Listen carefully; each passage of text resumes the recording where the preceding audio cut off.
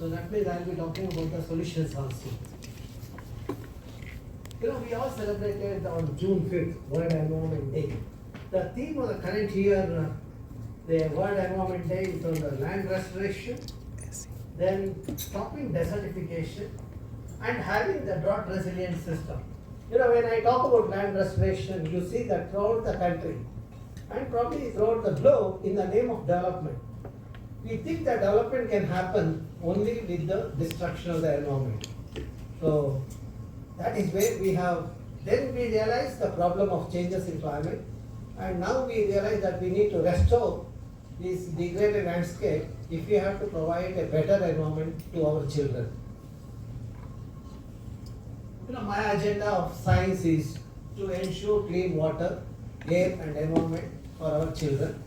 For that, one has to do the responsible decision. They have to take a responsible decision so that maintaining the integrity of the ecosystem, if they do it, then we will have the sustenance of natural resources.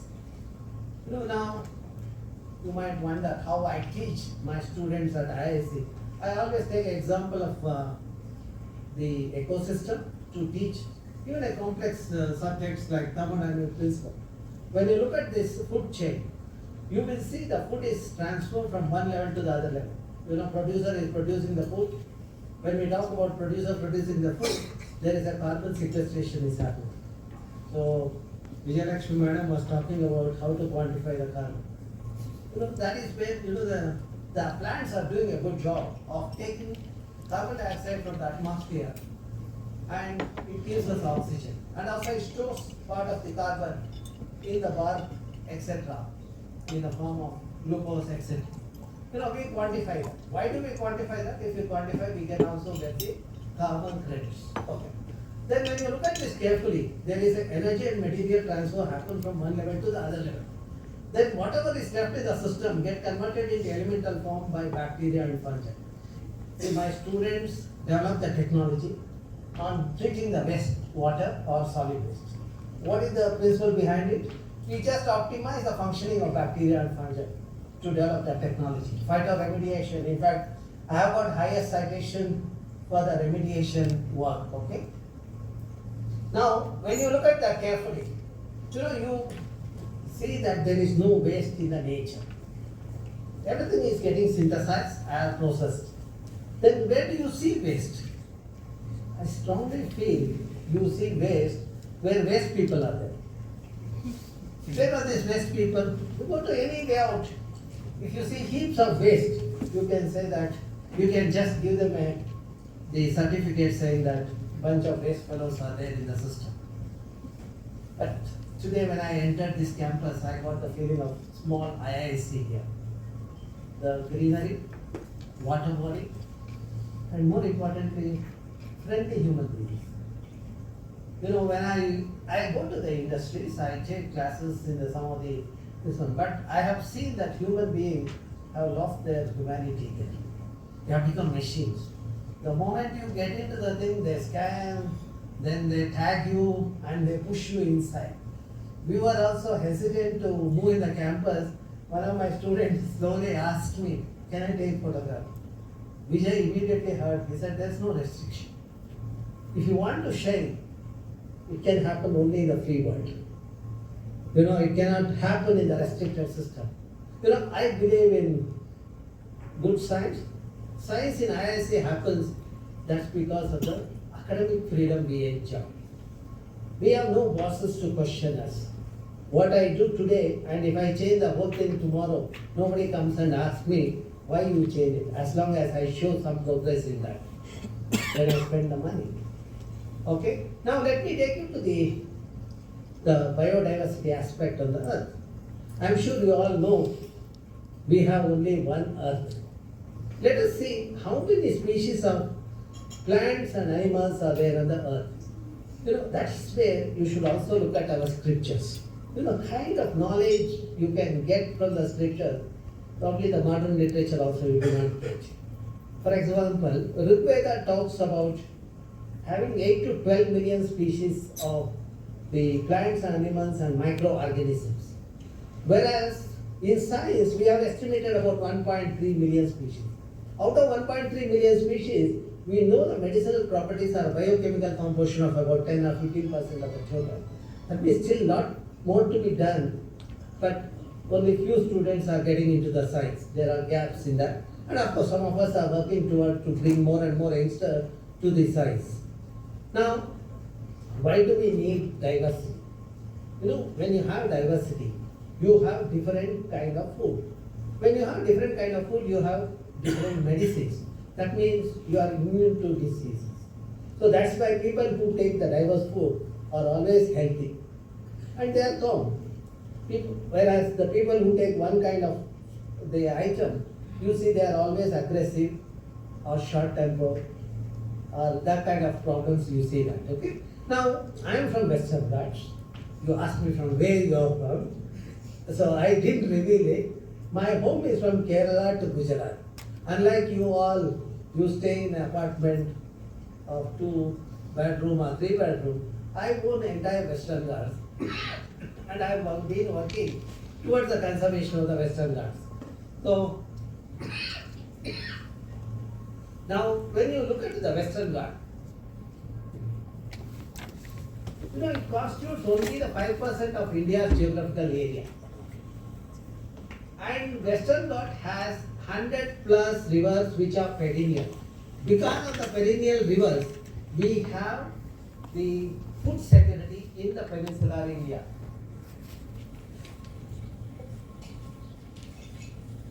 And the Western Ghats is one among the 36, the global biodiversity hotspot. Now, let us see how many species are there on the earth. You know, you are all engineers, majority of you. Let us map the number of plants and animals on the earth. You will be surprised to see highest number of plants and animals occurs at 8 to 14 degree latitude. That corresponds to Kerala, Karnataka and Tamil Nadu part of Western Ghats. That means some of us have inherited the rich diversity of plants and animals. When I say rich diversity of plants and animals, it also includes the microorganisms. So it's our responsibility to conserve that and pass it on to the next generation. Okay, that is where we need to manage the system. We need to maintain the physical and chemical integrity. Then only you can have biological integrity. Just now, Madam Vijayalakshmi showed me the publication of the Mangalore campus. I was just going through that. Wonderful campus with lot of endemic species of plants there. The Western Ghats species are there. The Hopia, then there are many like Garcinia, etc. are there. I am surprised to see the many Western Ghats in that campus. I wish all the institutions along the Western Ghats mimic this so that we'll have some kind of conservation happening at institute level, at institutional level. So now, look at the diversity. You know, I talked about the kind of the rich, the thing what we have inherited. For example, take brinjal. Go to South Kerala, you will get gula. The taste is different. And you have other one which has the fragrance. You just hybridize it. You get a better product. You don't need a genetically engineer. You are not sure of the kind of the side effect you are going to have with the GE products. And one of the taluk in Uttar Kannada district, I found 54 varieties of rice. You talk about basmati, equivalent to that we have in our Uttar Kannada district. So that means if we can conserve this thing and pass it on to our children, we have done our job. And this gives the plants of medicinal importance, like you have the kokum, then rampatre, jakai, these are some of the plants to name them, okay? Now, if you have to conserve that, you have to take a decision. How to make the decision maker understand the importance of that. We are fortunate to have the remote sensing data. We launched the satellites way back in 70s. You know, from 1970 onwards, every 21 or 30 days interval, we are getting the picture of the Earth, the digital data. You can analyze that, digital image processing, and that is where, you know, earlier to analyze one district, I used to take about a year. But today, my students, entire Western Ghats, in 6 months, they have analyzed because of the advancements in analytics. We have artificial intelligence and machine learning. So that's where the things have improved and we can give the output in a shorter time. See, once you see this, you will see the green is reducing. That means forests are degrading, forests are declining. Not only forests are declining, forests are also getting fragmented. See, these are the serious problem for the management of the forest. When the forests are degraded, naturally invasive species will take over in those degraded patches, which will threaten the native diversity. Okay. Now let us see how much carbon is stored in these trees. You sequester. For example, if you want to find out how much carbon is stored in a plant, what do? If you have a grass plant, you are going to harvest the grasses in a plot of 1 meter by 1 meter and weigh that, and you will say 47% of that is the carbon. Now, if you want to measure the carbon that is stored in trees, as I said earlier, during photosynthesis, carbon is stored. What do? You have to cut a tree, weigh that, and you get the carbon biomass, and then the carbon 47 or 50% of that is carbon. But that is a destructive method. What is the non-destructive method? We know the relationship between the diameter of the tree and height of a tree with the biomass. So we have quantified that based on that. We have measured the girth and height of a tree in the sample plot. With that knowledge, across the various vegetation types, the evergreen forests are there, deciduous, which are leaf shedding trees are there. We have calculated the above ground biomass accordingly. Then, 26% of the above ground biomass is the root biomass, which we have computed. Then you have also do the soil carbon. In some of the region, the carbon in the soil is much higher. See, that's why when deforestation happens, the carbon that is stored in the soil gets escaped. You have more and more carbon emission because of the deforestation. Deforestation is a major threat to the globe. Next to the industries, there are pollutions. Carbon emission happens, but you can improve the technology and change the scenario. Whereas if you deforest it, what was taking, you are stopping that. In addition to that, what was stored, you are allowing that to get escaped in the system. So now we have quantified what is the total, the carbon in the system, and also every year how much carbon gets stored in the system. Earlier we used to do the science saying that this is the quantity of the carbon that is stored. We used to say 1.23 million gigagram of carbon is stored in this Western Ghat forest, and every year about 37,000 gigagram of carbon gets stored, which is equivalent to the emission that happens in places like Trivandrum, Cochin, Bangalore, etc. That means nature knew how to balance it. But now if I have to tell the outside world what is the worth of the forest, I have done the economic valuation, which says that 100 billion rupees is the worth of the carbon that is stored in the reserve. Now you might ask, why did you do this quantification? Accounting of the carbon in monetary terms. When I go abroad, when I take part in the international, represent the country, I will always tell them, this is the carbon that is emitted by you all. Our country was not industrialized, but we were storing the carbon what you emitted in our trees, and that carbon amounts to about $1.4 billion or 100 billion rupees, and you need to pay that amount to our country so that we can conserve that, so that this work can continue. Otherwise conservation always is a low priority area. People say that there is not much money in the system. Okay. Now, if this trend continues, what is likely to happen? We predicted based on the agent-based modeling. And our study shows that there is going to be only 10% of forest under evergreen type. And the implication of losing the forest is there will be increase in temperature. The Kerala, which is slightly cooler now, will become warmer by 1.5 degrees Celsius, and Karnataka also is going to face the problem. Then what is the implication of that? With the increase in temperature, you will have more and more vector-borne diseases. Vector-borne diseases like chikungunya, dengue, then COVID, all those things will make its appearance in the air. Then other worrying thing is the rainfall pattern will change. The Kerala, which was receiving a higher amount of rainfall for a longer duration, will start receiving the lower rainfall. Then the intensity of rainfall will change. The rain which is spread across 4 to 6 months will start coming in a few days or a few weeks. That means you have a large quantity of water in a shorter duration, which is called a high intensity rainfall. Now with a high intensity rainfall, you will have the flooding. With the flooding, you will have landslides and mudslides. See, I published this article in 2018. In a concluding paragraph of the article, I said that Karnataka and Kerala is going to face the problem of the landslide and mudslide. As usual, people ignored my article when I published it. But 2019, when mudslides happened in Kodagu and Wayanad in Kerala, then immediately I noticed that my article was being referred by many people saying that he has predicted it, why we didn't take action. But of course, after that also not much has happened. That's a different issue. But I am always hoping for the better tomorrow, with more and more talented youngsters getting into the system. Now, let us try to understand why do we need forests. You know, when you look at this slide, you see that this is when I was a student in 90s and today. Look at the thing. Today, the same month, same day, I don't have water.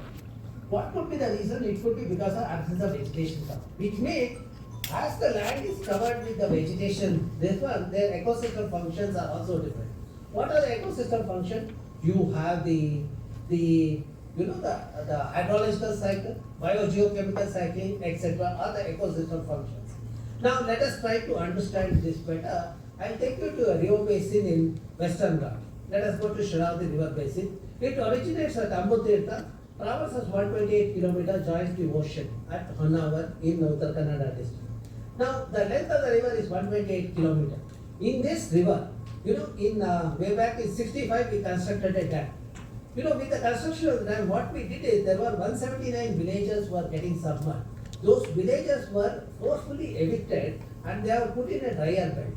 Those villages, they waited till because they were put in the drier bed. They were all practicing the wet cultivation because they were in the river bed, they had a lot of water, they were growing paddy, sugarcane, etc.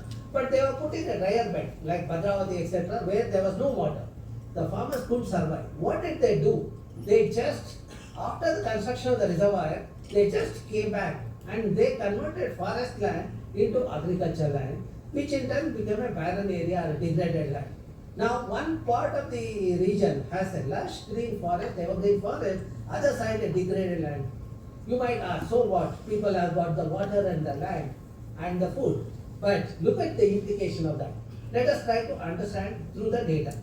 Now, the rainfall data is available for last 123 years in our country. Daily rainfall data is there. You just download that data, analyze that data, 1901 to 1964 and 1965 to today.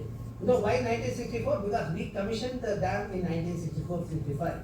So during 1901 to 1964, the entire region was receiving the rainfall of about 3,000 to 4,500. That means this entire region was receiving the rainfall of 3,000 to 4,500 millimeter per year.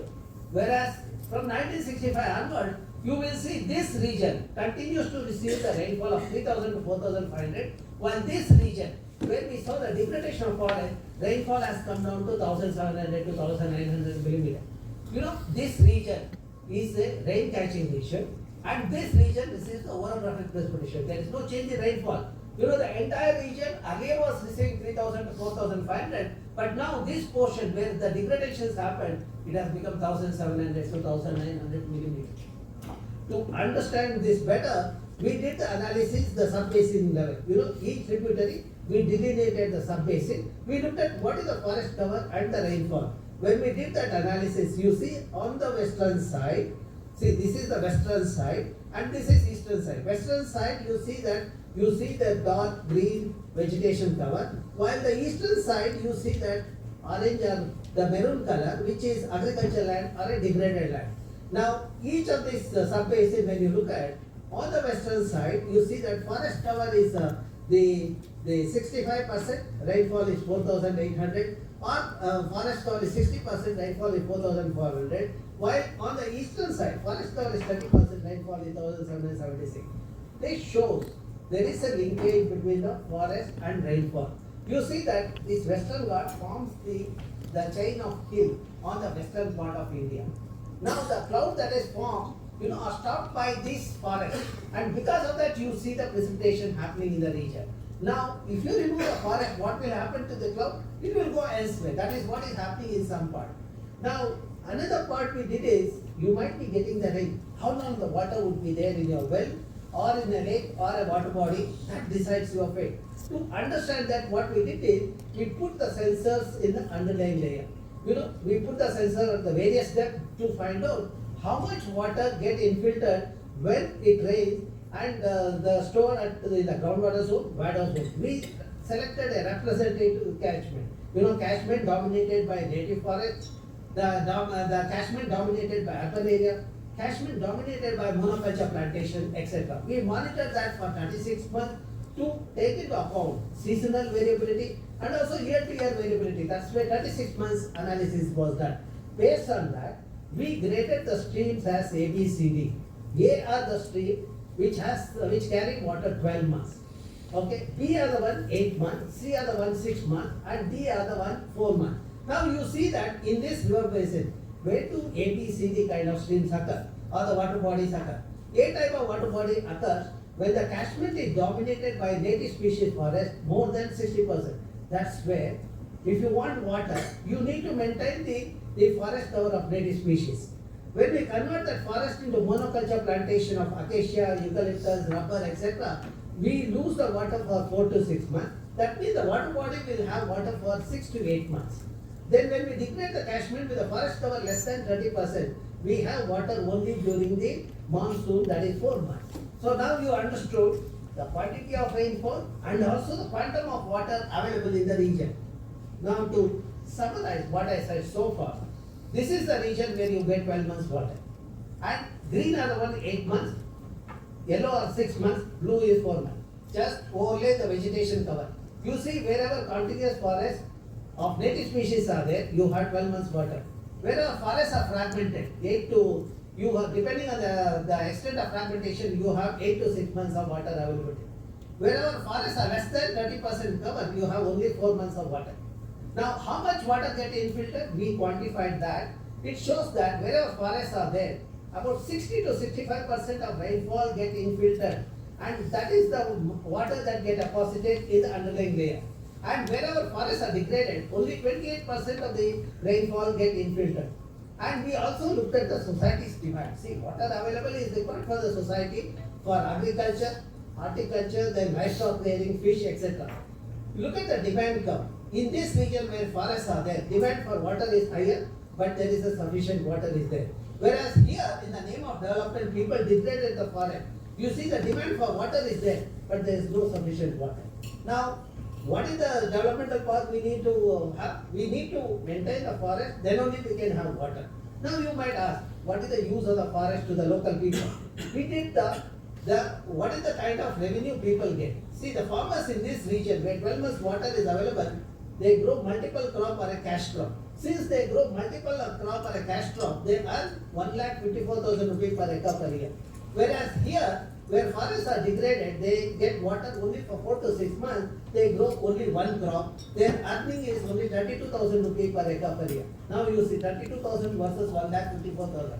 Then another interesting thing we brought out is, in this region, because of native species forest, diverse forests are there, the diversity of pollinators are there, and they are abundant. When pollinators are diverse, pollinators include honeybees, butterflies, etc. They do the job of pollination. When they do the pollination, you have the higher yield in the crop.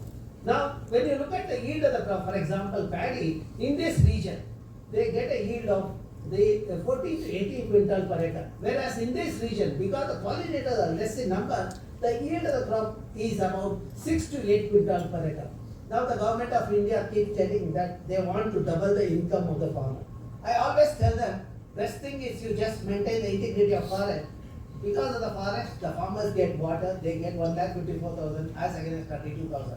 And second thing is, they get the yield of the crop almost twice. 14 to 18 quintal per acre as against 6 to 8 quintal per acre. They don't have to do anything additional. This work I published in the Current Science in the 2020. For the first time I have disproved the theory of Westerners. Westerners said that if forests are there, trees are there, the water will not get into reservoir. That's where our engineers, who are graduated in 80s, who referred those literature when they become engineers in power corporation, etc. First thing what they did is they removed the forest. They thought that there will be more water in the reservoir. In the process, reservoir didn't have water and sustenance of water became a question mark there. Okay? Now let us look at the other diversity. See, we did the mapping of other types like sloth, bear, tiger, etc. They all are there where water is there for 4 months throughout the year. All the season, 4 seasons. where water is not there. Water is available during only one season. I saw only two-legged animals. Now you can see where four-legged animals are there and where two-legged animals are there. If you see that there is a direct relationship with the biodiversity. We also identified two new species of fish. It's an accidental finding. When we were studying the diversity of fish, we come across the two species of fish which are new to the science. We gave them a name. Then when we looked at the medicinal property, it provides the cure for bronchitis or asthma. Then I thought that, okay, since it has a medicinal property, I should become billionaire. Wish of every youngster is to become billionaire. I brought those species to Bangalore lab. I cultured it. My group cultured it. And I found that none of them had medicinal properties like Bangalore has. So that means if the fish has to provide a medicinal property, we need to grow them in their habitat. Now for the fish to survive in that habitat, the water should be there 12 months. And water to be there in the 12 months in those water body, the surrounding forest has to be there, because I established the linkage between the native species forest and availability of water for 12 months. Okay? Now let me take another example of a frog. See, when you study in the Western Ghats, you might be stressed in the AC room, but you will never get stressed or tense. That's the beauty of the working with nature. Now let me take an example of a frog. We all say frogs are amphibians. Why do we say amphibians? Because there are two stages in their life cycle. The first stage is a juvenile stage or a tadpole stage, which is in the water. The next stage is adult stage, is in the land. Now, if there is no water, what will happen to tadpole stage? The frogs cannot survive there. Younger ones cannot survive. But in such a case, how the frogs are managed? See, when you talk about sustainability, replicability, renewability is the order of the day. You need to have youngsters, then only you can think about renewability. Otherwise, you cannot think of renewability. In our system, we have the younger children. Similarly, the plants will have the younger plants, etc. Now, see, we notice we come across one species of frog which bypasses the tadpole stage. It is in a dry belt, but we are surprised why this species is there, how it is packaged in the show. We saw that after fertilization of the egg, on the 14th day, we saw the younger ones coming out without a tadpole stage. Then I asked my students to get that fertilized egg to the Bangalore. We monitored that. On the 14th day, I saw the younger ones emerging out.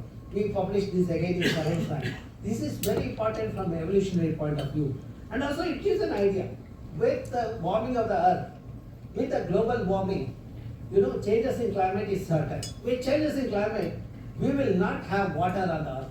Once we do not have water on the earth, none of us will survive. Whatever our intelligence, however artificial intelligence, machine learning, etc., none of us will survive. It's only these organisms which have learned to get adapted to situation. They will survive. They will continue their progeny. Okay? Now, understanding this importance of this forest and linkage with the water, the people have protected the forest. See, they are called sacred forest, etc. Okay? Now, I also thought that, okay, once we know that importance of the region, why don't we prepare a decision support system? What we did is we divided the Western Ghat into 5 minutes by 5 minutes grid, which is equal to a panchayat.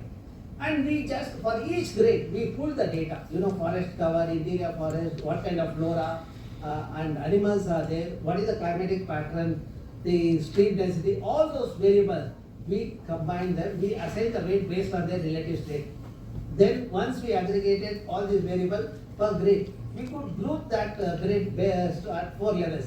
We call them as ESR1, ESR2, ESR3, ESR4. This gives that. ESR1 is the red one, dark green is ESR2, ESR3, and blue is 4.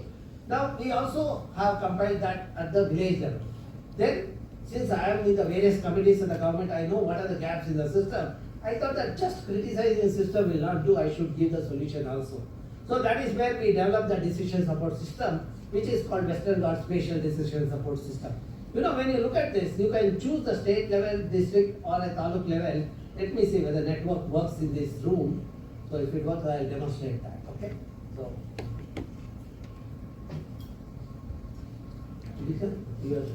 it's not working.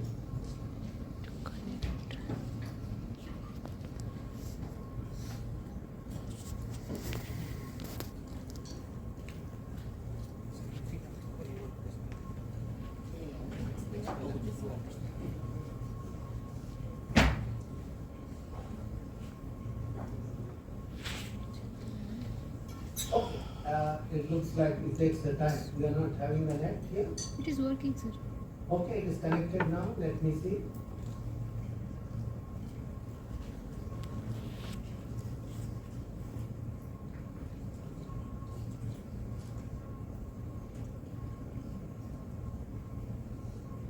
Well, it's not listening to me in this room, but let me try once again. See, essentially, you can visualize what is the ecological status of your district or your taluk or your village. And also, if you click on that polygon, it will tell you what is the criteria, how did we arrive at that eco-sensitiveness. All the data that is required for the analysis, we have made it available to the public. It is available at this portal. You know, all my data of last 2.5 decade research, I made it public. I thought that with the data, share it, then there could be a better decision taken in our country. Okay? Now, let me learn sustainability. You know, that is where you need to interact with society to understand how the society perceives the sustainability. You know, when I met this lady who is in the mid-60s, probably 65 plus, I was surprised. She goes under the water and spends almost 4 to 5 minutes to collect a bucket full of bivalves. When I talked to her, she said that no, I will collect only 1 bucket of bivalves. If I sell these bivalves in the market, I get 350 rupees. With that 350 rupees, I run my family for today. For tomorrow, I come back and extract it. That means she is not doing over harvesting. But look at people in Bangalore. What do we think? We think of our great grandchildren, unborn grandchildren, and all. And we will have the wealth amassed for them. Okay? So that means we can learn the sustainability. Similarly, when you talk about project, as long as you do not deprive the livelihood of the local people, I would say that is the project which is a sustainable development. If you deprive the farmer the right for fishing and agriculture, that is not the development. See, you have connected the railway network from Kerala to Mumbai, but farmers in my district continue to get the fish as well as agriculture. So that is what the developmental part. That is possible with the science. Okay. Now, if you don't listen to this, what will happen? The tragedy, what happened in Bangalore 2 months back, and now we have forgotten, will happen. So you see that Easter Island, people were thought that Easter Island land is available. They went on expanding the island. One day they have to abandon the island because of the water scarcity.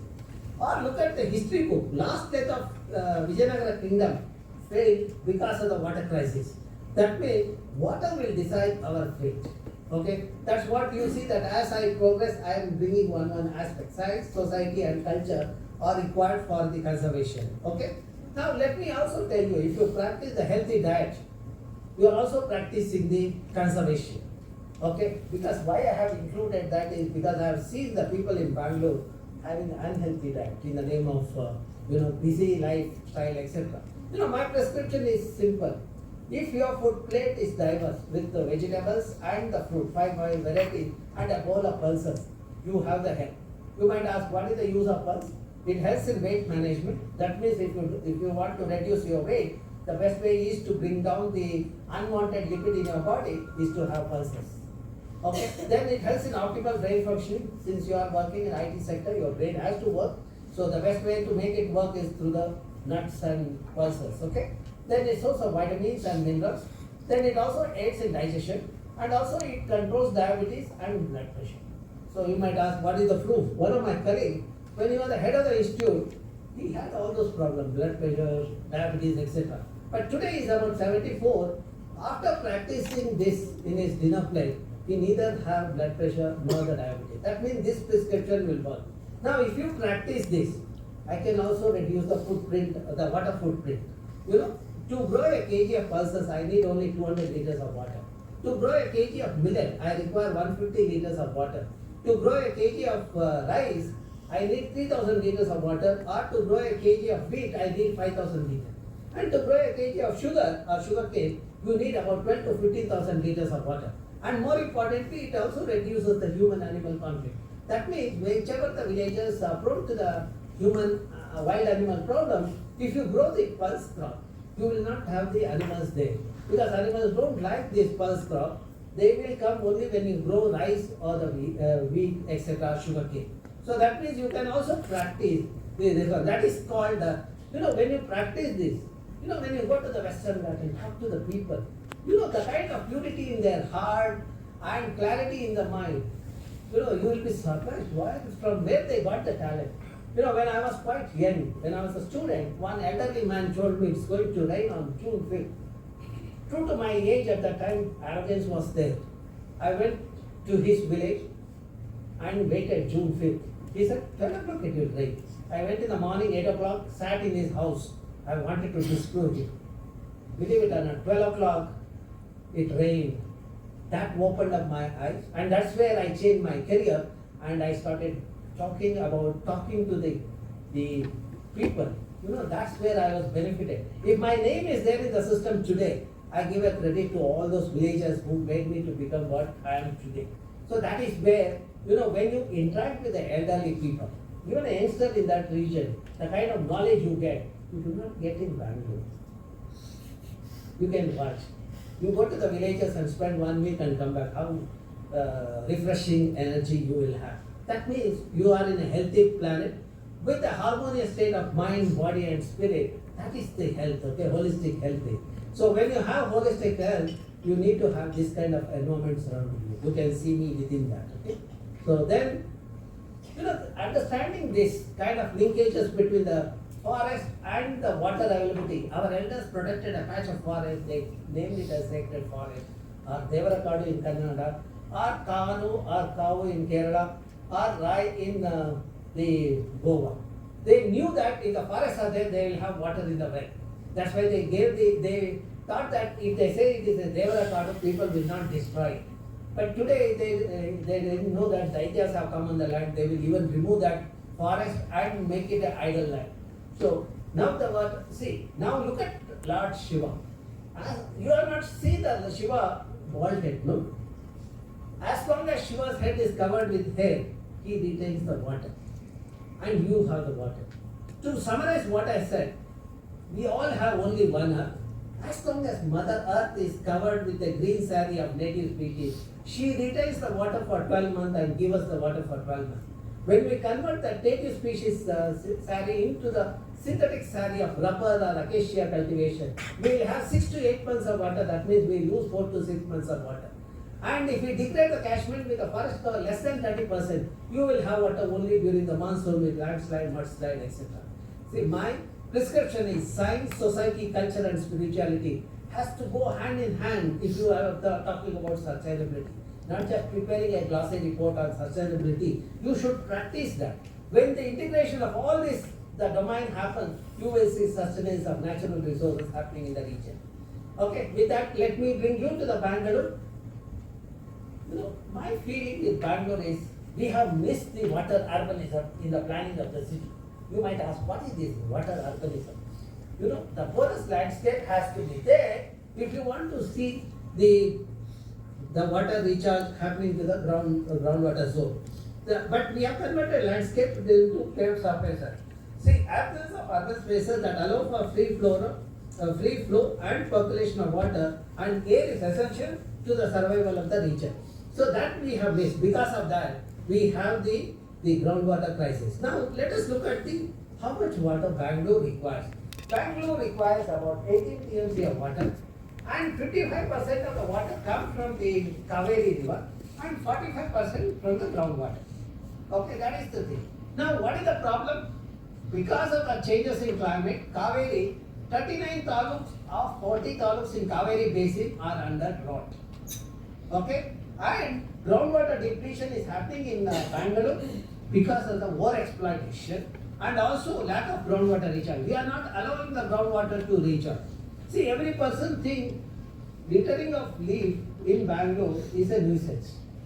They write to me saying that I have to park my car. Will you come and clean the car every week? And there are a lot of litter happens because of your trees. Because I always tell the people not to cut the trees.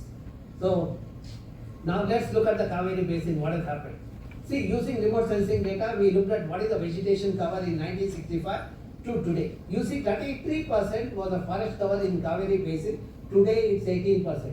when we lose the forest, naturally the catchment loses its ability to retain the water. That's where the water crisis is there in the Kaveri. Because of water crisis in Kaveri, Tamil Nadu is also grumbling, will not allow Bangalore to have its share. So that's where we are not getting the water required for the Bangalore.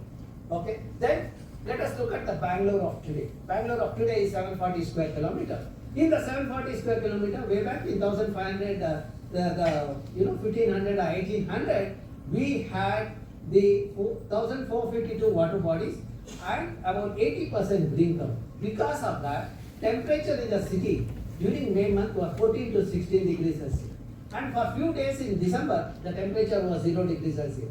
And at that time, because of the temperature of 0 degrees Celsius, we were growing apples in a palace orchard. Today Bangalore Palace Ground was earlier the apple growing area. And today, what we are growing? See, we have 193 lakes, most of them are polluted, less than 8% green cover, and temperature has become 34 to 37 degrees. See, from 14 to 16 degrees Celsius, we have become 34 to 37. Okay? And the city which was a garden city became a garbage city, and today is a dead city. See, you all remember, because you are in IT sector, one of the chief ministers said he will make Bangalore Singapore. I was also quite young when he was making a statement. I was also excited. I thought, okay, good living standards and all, my Bangalore will become a better city to live. Now I realize, when I go to airport, there is a place called Singapura. That Singapura is a place where people were dumping solid waste. And this gentleman made entire Bangalore a garbage city. Unfortunately, it has happened, okay? I have told that man also. I said that your vision of making Singapore, we have got Singapura. At least we got Singa somewhere here. Okay. So now let's look at the Bangalore topography. See, Bangalore topography is an undulating terrain. Earlier river was crossing. Our elders put the bunds at regular interval and converted that free-flowing water body into the stagnant water body so that irrigation water requirement and the drinking water requirement could be met. That's how we have the interconnected water body. We have three watersheds. This is KC Valley, this is Hebbar Nagavara, this is Rishabhavali. Okay? And see, these are the three watersheds. And if you look at this topography, my campus is located here. We are on the top. Highest point in Bangalore, my campus main gate is the 920 meter. Is the highest point in the campus. We are not only top academically, we are number one among the academic institutions in the country and one among the top 100 globally. Not only that, topographically we are on the top. I don't know, some of the location, the Maharaja of Mysore gave us the land and he has aptly given us the land which is supposed to be the highest point in the region. Okay? Now, let us look at what are the causes of water problem in the land. See, when I write, I don't show any mercy to any human being. Unplanned, irresponsible urbanization is the root cause of the problem. See, we lost the floods and wetlands and trees. Loss of tree cover led to the oxygen deficiency. When you face a problem, you will remember me. When you don't face a problem, you criticize me. You will claim that there is no oxygen deficiency because today your body is allowing a small amount of oxygen and managing the issue. And look at the way changes have happened. 1973, 68% green cover and 8% is the red or the building, pairs of it. Blue is the water body, yellow is the open space. And 2023, 86% is red. How much green cover has to be there in a particular region as per the government of India now? 33% has to be there. But what we have, look at the thing, less than 4%. Look at 1973, when I was a child, the region was green, aptly known as a garden city, pensioners paradise. And 92, with the industries coming up in Pune and Koramangala, you see changes are happening. 2000, with ITBT sectors, you all come on the earth here. So that's where we saw the changes happening in the region. Then, see, 2006, construction of apartments, etc., intensification happened. 2009, further intensification happened. Then, look at the kind of growth happened. 8% red in 70s has become 86%. Is it a realistic growth? I would say it's unrealistic. Okay? And see, 21, and today, see, there has been a 1078% increase in the concrete area. We have lost 88% vegetation, 79% of. So that's where the city you see the oxygen deficiency is there. And if this trend continues, in few years, 98% will be choked with the concrete. Okay? So one of my earlier students, Professor Uttam Kumar, who worked on this along with Bharat Aital, is here. So currently he is in triple IT. He is sitting in the front row. Yeah. Okay. Now, according to me, the growth has surpassed the carrying capacity of the region. See, you can lift some items, 10 kg, 20 kg. If you are asked to lift 1000 kg, what will happen? You will collapse. The same way, Bangalore has lost the supportive capacity as well as assimilative capacity. When you see higher pollutant in the air and water, that means the assimilative capacity has come down. Supportive capacity, when you stand in the traffic junction listening to the music for 3 hours, you know that supportive capacity of the road has also lost. Or when your sanitary lines are choked with the sewage from the neighborhood, then you will understand there is some problem with this one. Okay? So now, let us look at how many trees are there in Bangalore. We did a mapping of trees in IISC campus, 400 acres. So using GPS, linked with the remote sensing data. Then similar exercise, we did it in a couple of words. Then using the remote sensing data of entire Bangalore, we extrapolated how many trees are there in Bangalore. Our estimate shows 1.5 million trees are there in Bangalore of a population of 9.5 million people. That means for every 7 person, 1 tree is there. You see the worth of a tree. I conduct a classroom under a tree. I don't have to have air conditioned room. So the beautiful birds and butterflies flying, this one we conduct a classes for the all section of the society. And how many trees you require? See, invariably people ask, sir, do we require tree? That's one question. Then I say yes. Then they say how many trees we should have? You all are breathing. Am I right? I'm seeking a response. Yes. Okay, if you are breathing, that means you are taking oxygen. And you are giving out carbon dioxide. See, every day, you are giving out 980 grams per person. Younger people, 980 grams per person per day, while elderly people, 540 grams per person per day. 1 hectare of tree takes the carbon to an extent of 6 to 9 tons. By that ratio, about 7 to 8 trees are required. This is according to my analysis, scientific analysis. This is nothing new. When I look at our scriptures, it talks about it. For example, Bible talks about conservation at least 320 times.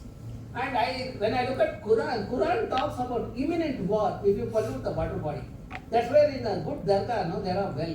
You have to wash your feet and finger with the well water, then only you can enter the dargah. They thought that if you practice in dargah, then you will also practice at home and in community level. Similarly, if you look at our literature, Matsya Purana brings out the linkage between the water, child and trees. If you have well, you are wealthy. 10 wells are equal to 1 lake, 10 lakes are equal to 1 sarovar, 10 sarovar is equal to 1 child, and 10 children are equal to 1 tree. That means benefit of having 10 children, you can also have the same benefit by planting and nurturing a sapling. I'll put it other way. People who cut the tree, when they cut a tree, they are murdering their own 10 children.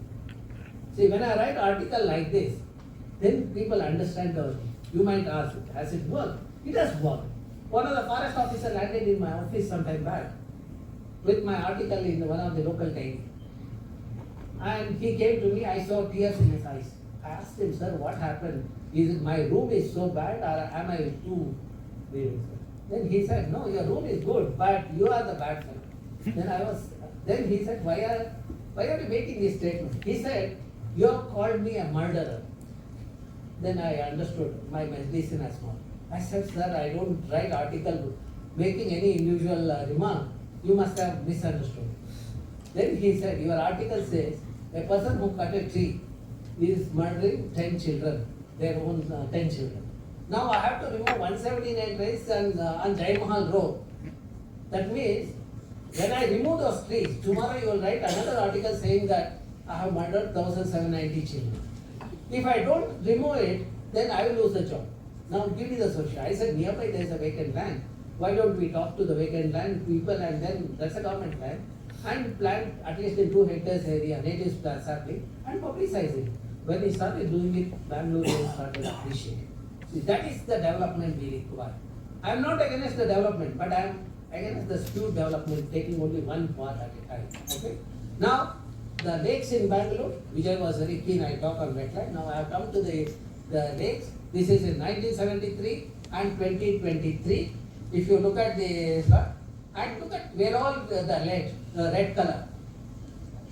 These are the lakes we have lost. Not only the lakes we have lost, even people are swallowing Rajakalve. There is one famous film hero who was sitting on Rajakalve. Recently we took him and put him in Parapanaka. Not because of the Rajakalve interest, but because of his other mistake. See, my feeling is the people who abuse Mother Nature are criminal. They are criminal. See, those who respect mother at home will also respect Mother Earth. Those who respect women at home will also respect Mother Earth. But this guy was not respecting Mother Earth by encroaching the Rajakalve, was also not respecting the wife at home. Then what kind of this one you can expect? So we placed him in a Parapanagahara. Hopefully the judges will not leave him. Now, how many lakes we have lost over a period of time? 79% of the water body we have lost in the city over a period of time. You know, and whatever lakes we have today, about 216 lakes are there. 98% are encroached, and Rajakalve encroachment is about 82%. Okay, then I said 88% decline in tree cover, 79% decline in lake. That led to the loss of porous surface, and there has been an increase of paved surface, and we have lost the groundwater recharge capability. And with the loss of groundwater recharge capability, you see in Bangalore, we have a section of the society called mafias. They are extracting or exploiting this. Actually, whenever there is a scarcity of water, we should never use that water, which is the priority is for the drinking, not for construction or other activities. They should have used the recycled water or the treated water. But unfortunately, that is not happening. I've been writing to the government. If everyone does it, probably the effect would be more stronger in the system. Okay, then we map where all the groundwater scarcity is there in the region. Almost all part of the city. You would have seen my interview with the Faiz D'Souza and also Mohandas Pai. After my the interview, his interview was there. And we both received a large number of people. So I thought, okay, somewhere we are successful communicating to the wider section of society. But after 1 month, I see that once it started raining, the same set of people have started cursing the rain god also. Okay. So then, look at the air quality in the Bangalore. You know, I have done the assessment of the air pollution across the 10 cities in the country. Wherever public transport is big, you see that higher emission. For example, in Hyderabad, 54% is from the transportation sector, and 45% in Bangalore from the transportation sector. And second thing, I'm sure you all know the copy-paste culture. I'm sure. Okay? That is what the gentleman Bill Gates taught us, no? The first thing when he introduced the product. So that I can see through this architecture. You know, this architecture is supposed to be for the tropical climate, temperate climate or a cold climate, where to get a thermal comfort, you have to have architecture like this so that the inside you feel warmer while outside is cooler. But unfortunately, our architects and contractors, they copied this architecture, they pasted in a tropical climate of Bangalore, Hyderabad, Chennai. What is the implication of this? When I studied the sample, this one, you see the per capita electricity consumption per year, you see that in a normal building, if it is 750 units to 1700 units per person per year, in this glass facade building, it is 14,000 to 17,000 units per person per year. That means in this glass facade building, there is a 10 times higher electricity consumption. 10 times higher electricity consumption means 10 times higher emission. Okay, that means the Bangalore with this kind of copy-paste culture and unplanned urbanization, we are contributing to the warming of the earth. That means responsibility is on our shoulder to bring back the glory of Bangalore through the intervention. Okay, I thought that, okay, let me give the decision support system to the Bangalore decision maker. Bangalore Urban Information System. This provides all the details. You know, I also put why the water scarcity happens in Bangalore, what is the solution? You know, this is what is referred during the period of the water crisis. You see that all of a sudden within a month I became so popular. Somebody who copied this image, He copied with no credit to me and said something in Hindi. I see 7 lakh people have viewed this. Even stealing has the value in the system, okay? So, but I am happy. The work what my students have done over a period of time, the Uttam would have ended his journey at 2018, but later my student continued this one, and today we have 2023. Every year we are just updating this one. And this you can see online also, because network there is some issue. Let me see whether the issue works. For the Bangalore lakes, we developed the Bangalore Lake Information System. Very famous. Probably in the entire globe, my group is the only group which has monitored all lakes in the city. Any city. For example, Bangalore city, the lake-wise, the water quality and what kind of biological organism. For example, if there is a lake near your place, you can find out what kind of fish is there, what kind of algae is there. And also we have put encroachment details. Who all have encroached the lake and Rajakalways. In fact, when I was about to put this detail, somebody told me, sir, you have to leave for tomorrow also. Do you want to put this data online? I said, there's nothing wrong. If I am not there tomorrow, my students are there to take care. So I'll put it online. So we have put that endorsement details also online. All the details are there still. I am alive on that. Don't worry. See, that is where you should be. Without fear, you should speak about this. Then only you can see the solution happening in the system. Okay, now let us understand why wetlands are required. Let us look at what is the kind of the benefit we get from the lake or wetland. See, when lakes were there, people are getting the water at 80 to 100 feet. When the lake was removed, within 6 years, the groundwater table went down to 600 feet. And today, after 22 years, we have gone 1800 feet in that region, Nakshettihalli, there is no water. When I was doing a presentation to a group of so-called intellectuals, they said, sir, compared to 80 to 100 feet, the 1800 feet is a big number. Why are you against that? That means even people don't know what is the groundwater table and this one. Okay, that is the level of this one. And some localities with intense urbanization, you see the groundwater table is 1000 to 1600. That is where my emphasis is on rejuvenation of the lake. When Sarki Lake was rejuvenated by desilting, within a year of desilting, the groundwater table increased by 320 feet. When there was an entire Bangalore was facing a severe water crisis, there was lot of water in the Sarki Lake, and surrounding wells had the groundwater table less than 500 feet. And because of high moisture content, temperature in that region was 2 to 3 degrees lower than the city temperature. Now you have the model yourself.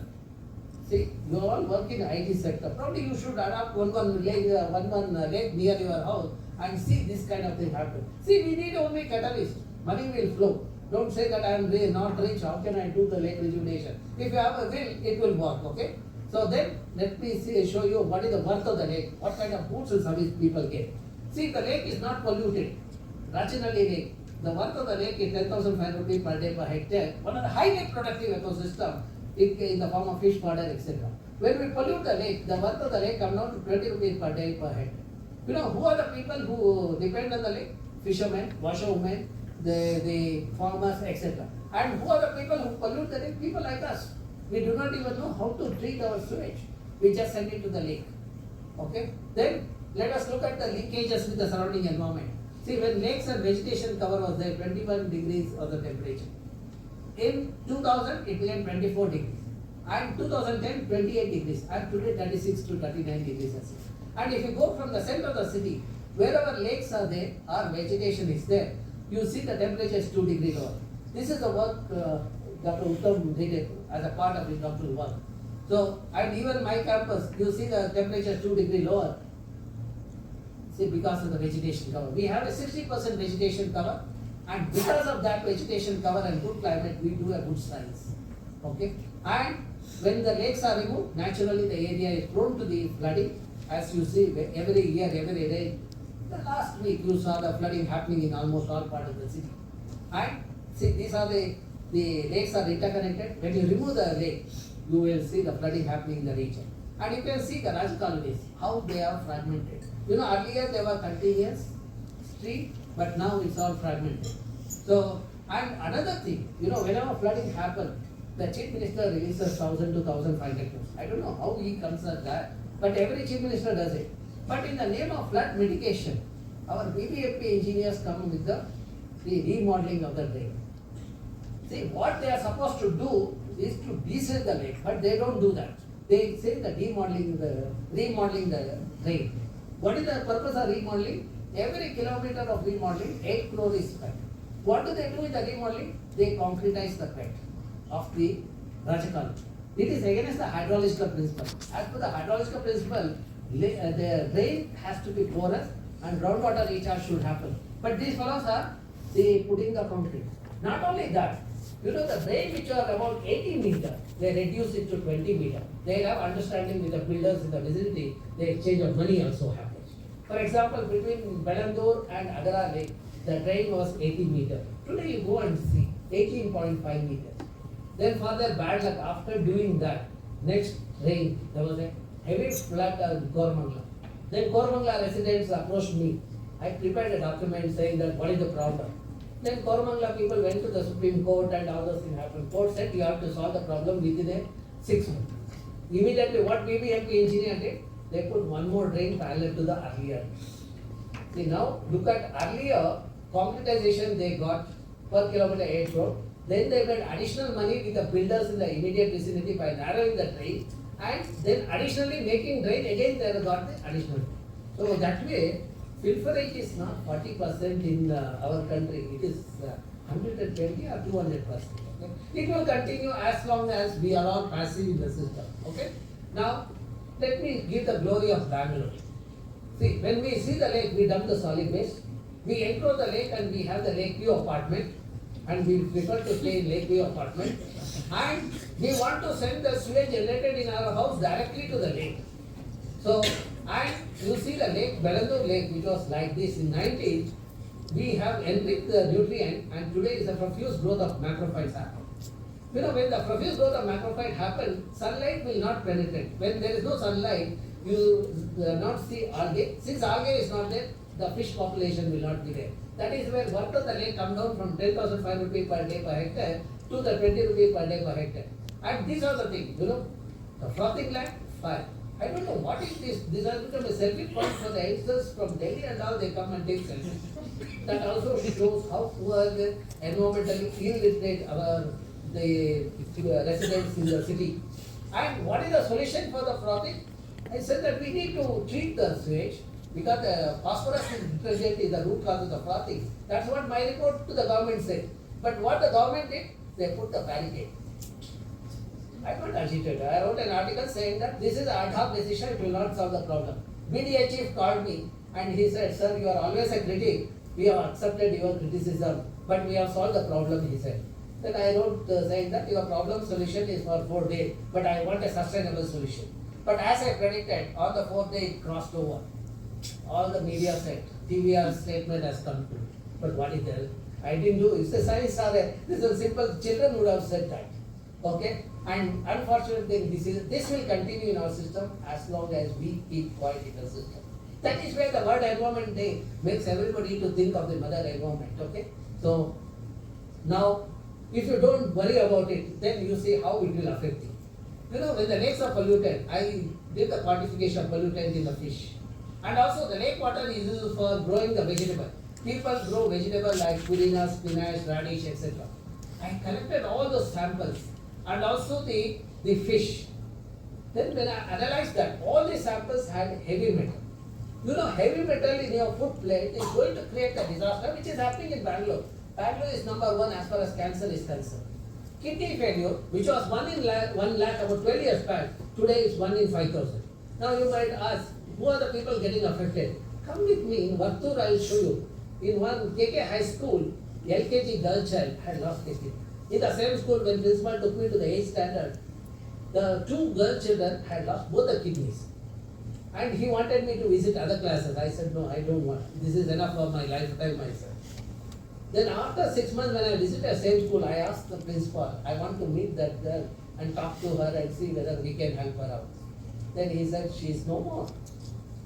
And he tells me that security guard in the school, who was quite young, also died of kidney failure. See, look at this tragedy. We are losing younger people for the chronic diseases like kidney failure because of irresponsible action of us polluting our water bodies with the industrial effluent and the untreated sewage. This The youth are the asset of the nation. If we are losing that, then certainly we are doing injustice to our country. Okay. Then I have listed all the things what I have said. It is all fragmented governance, the root cause of the problem. You know, what needs to be done is we need to ensure, we need to create the ecological workspaces in the city. My prescription is every ward in the city should have mini forest area of 2 hectares, mini forest.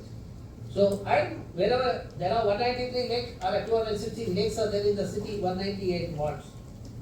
If we rejuvenate all the lakes, we have solved the problem of the water in the city. And wastewater, we should convert that into wealth by treating it. Okay. So now, what is the solution for Bangalore? Look at the rainfall. We receive 700 to 850 millimeter rainfall. If you quantify that, it amounts to 15 TMC. Bangalore requires 18 TMC of water. That means 70% of the water required for Bangalorean is available in the form of rain. The best way is to catch the rainwater. This campus has the rainwater harvesting. That's good. So that means, 70% of the water requirement can be met by the rainwater harvesting. Then the next best option is treating the wastewater through the nature-based solution, as I have done in Jatpur Lake. I integrated constructive wetland and algal pond. If you are using 18 TMC of water, you are also generating 18 TMC of wastewater. If you treat it similar to Jatpur model, you have 16 TMC of water. That means 15 TMC because of the rainwater harvesting, 16 TMC because of the wastewater treatment. You have 31 TMC of water. This can happen. This is a sustainable, long-term surplus situation. This can happen only with my 5R formula. First R is a responsible citizen. When people are responsible, they will allow the rejuvenation of the lake, so that I can retain the rainwater. And also they allow the reuse and recycling of the wastewater. Otherwise, every fellow asks me, why do you want me to treat the wastewater and drink the wastewater? I always tell them, go to Kaveri, carrying water to the Bangalore. It is carrying the sewage of Mysore. That means you are drinking Mysore sewage. Instead of that, I am asking you to treat your own sewage and have it treated better.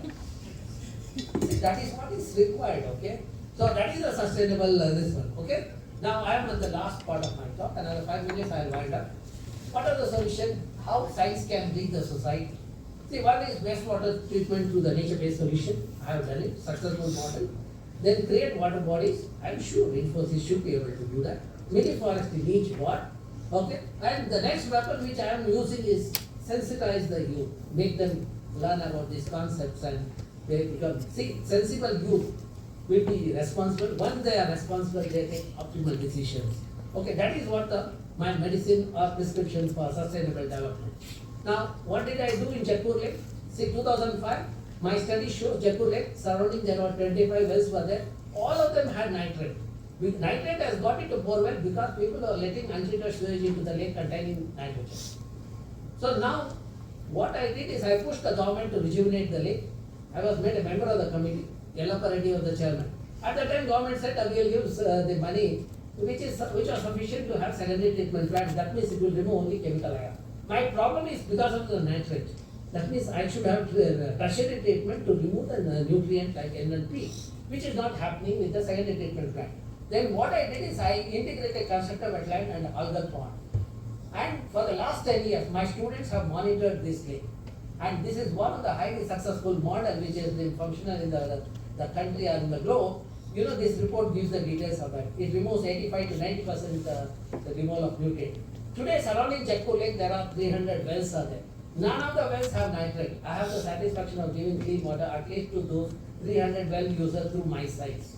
That is what has to happen. Okay. Then my work also has led to the Vattur and Velandur Lake. I documented what is the condition of the Vattur and Velandur Lake, and then what needs to be done. But it was not moving because scientists alone cannot do much. Then local youth approached me. There are groups like Whitefield Rising, Vattur Rising, like that. Many groups keep rising as the popularity of this work increases. So when they met me, I said, no, you fellows only rise once a while and then like a bubble you will disappear. They said, sir, what is to be done, we will do. I said, take it to the Supreme Court, my reporters. They took it to the Supreme Court. The entity penalized government of Karnataka 500 crores, which is kept in escrow account, and they constituted a committee to rejuvenate the thing. Now the lake is getting rejuvenated based on the prescription and under our supervision, and money is sufficiently there. See, I said that we need to decontaminate the lake and we need to arrest the contaminant entering the lake. Arresting the contaminant means the sewage untreated are coming to the lake, we need to make sure it's treated. Then decontaminating lake, whatever the silt is there, we need to remove that. We did the quantification. What is the silt and quality of the silt and water quality, these are our sampling locations. We also did the bathymetric study of the thing, that means the depth profile of the thing. When you do the current depth and historical depth, when you take a difference, it gives you the idea about how much silt is accumulated in the thing. My study shows that 11 million cubic meter of the silt is accumulated in the Velanur and Vatturi. You know, when I said that 11 million cubic meter, people calculated the truck, per truck, how many tons is carried, how many trucks are required. You know, 2-3 days, people went on writing article against me. TVR comes with a prescription, is all costly and is going to increase the traffic in this part of the city. Then what did I do? I looked at the prospect of making this as the brick. I said, if I convert this into brick, 1,500 crore worth of revenue the state will take. Then also I looked at the nutrient content. The NPK, if I look at N, I can fertilize soil in Punjab. If I look at phosphorus, I can fertilize soils in Uttar Pradesh. Or potash, I can fertilize soil in Andhra Pradesh. I said it is worth 15,000 crores. Then in the meanwhile, to counter these local some of the so-called experts who are against me, I had a meeting with the farmers. I convinced the farmers that there are no cattle. They really take my word seriously.